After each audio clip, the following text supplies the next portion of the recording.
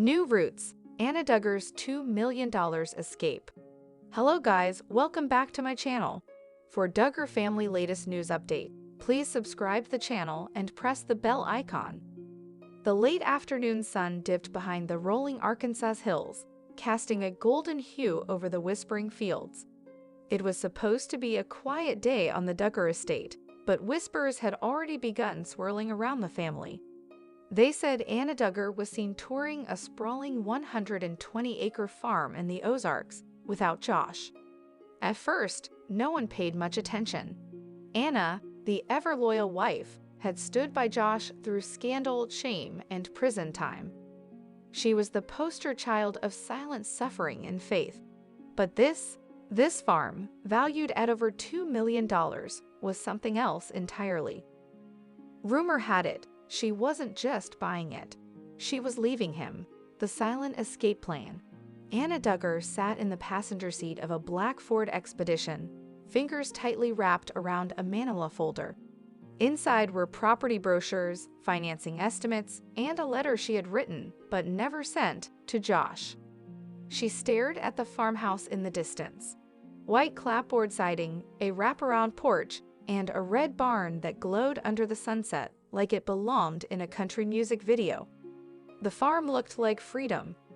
The realtor, a woman named Sarah from Bentonville, gave her a soft smile. "You sure you want this place, Anna?" she asked. Anna took a deep breath. "I need a new start, not just for me, for my kids." Sarah nodded, respectfully silent. Everyone knew who Anna Duggar was. Everyone also knew the name Josh. Behind closed doors, Josh Duggar was back, paroled early on a technicality after serving time for receiving illicit material. The charges had rocked the Duggar legacy to its core. Jim, Bob, and Michelle had maintained a surface of calm, but the tension in the compound was palpable. Anna had smiled through it all. But what people didn't know was how her spirit had been quietly corroding from within. He still tried to control her. The internet usage, the money, the phones. Anna wasn't allowed a debit card until she insisted she needed one for grocery runs.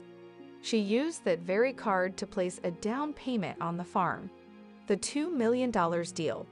The property had been listed at $2.3 million, but Sarah was a savvy negotiator. After weeks of back and forth, the sellers agreed on $2 million flat. It wasn't just a house. The land included a 6-bedroom farmhouse, 3 guest cabins, a stable with 8 horses, a greenhouse, a small lake. Anna didn't come for money, but the TLC royalties hadn't vanished completely. She had quietly set up a trust with what remained, selling her share of the family's media rights last year in secret. She had saved for this moment the conversation. She waited until the kids were asleep. Josh sat at the old oak table, scrolling through conspiracy videos on a burner phone. When Anna entered the room, he looked up with a familiar sneer. "Where you been?" She placed a set of house keys on the table. "I bought a farm," he laughed. "What kind of joke is that?" "No joke," she replied. "It's mine. Bought and paid for." Josh's face turned pale. "You used my money." "No, I used my silence." There it was. The words she'd been saving for years. Her silence had been bought too many times.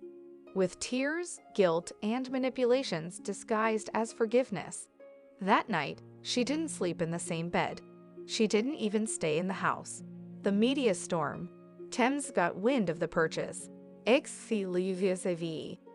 Duggar buys $2 million farm amid divorce rumors. People magazine ran a story. So did Us Weekly. The headline that stuck through WABU. Kudos, Anna Duggar goes independent. For the first time in years, the internet rallied behind Anna. "This is the redemption arc I never expected," one commenter wrote. Another posted, "She's giving main character energy." You go GIRL. Anna didn't read the articles. She was too busy planting lavender with her daughters and showing her boys how to groom horses. The internet was noise. The farm was real. The divorce papers. Josh refused to sign them at first. Anna expected that. What she didn't expect was Jim Bob's silence. He didn't try to stop her. Instead, he sent a check.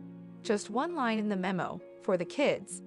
It wasn't an apology, but it was the closest she'd get. Eventually, the divorce was filed. Arkansas law required a waiting period, but Anna was ready to wait. She had waited for a decade. What were a few more months growing something new? Months passed, the farm transformed.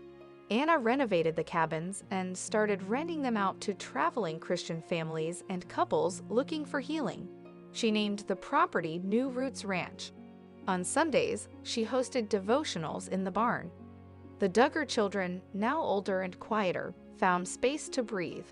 No camera crews, no judgment, just open fields and gentle horses. And peace. A visitor in spring. It was a rainy April morning when she saw him, Josh. He stood at the end of the gravel road, just outside the gate. Anna was on the porch with her youngest asleep on her shoulder. He didn't enter.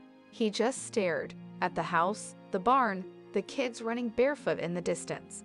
She didn't wave. Eventually, he left, and she went back inside. Letter to her younger self. That night, Anna wrote in her journal. She titled the entry to the girl who stayed, "You were taught to forgive endlessly. You did. You were told submission was strength. You submitted, but real strength is leaving when your soul is breaking. Real love is what you give your children when you choose peace over chaos." She closed the journal and turned off the lamp. In the stillness, crickets sang outside. For once, she wasn't afraid of silence.